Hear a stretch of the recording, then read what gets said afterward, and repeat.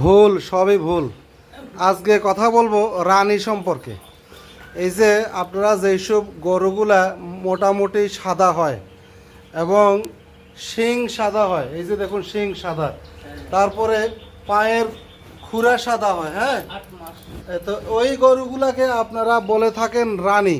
এটা বিশেষ করে যারা গরু ব্যাপারী তারা রানী বলে এবং সেগুলোর দাম তারা বেশি নেয়।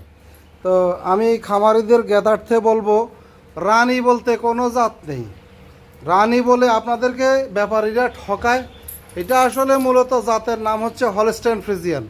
তো হলস্টেইন ফ্রিজিয়ান হয় সাদা কালো, কোনো কোনো গরু পুরা সাদা হয়, কোথাও না কোথাও একটু হইলেও কালো থাকে, অথবা কোনো কোনো গরু বেশিরভাগ কালো হয়, কোথাও না কোথাও একটু হইলেও সাদা থাকে।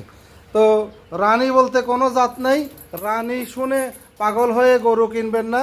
জাতটার নাম হচ্ছে হলস্টেইন ফ্রিজিয়ান। দুধের মানটাই আসল।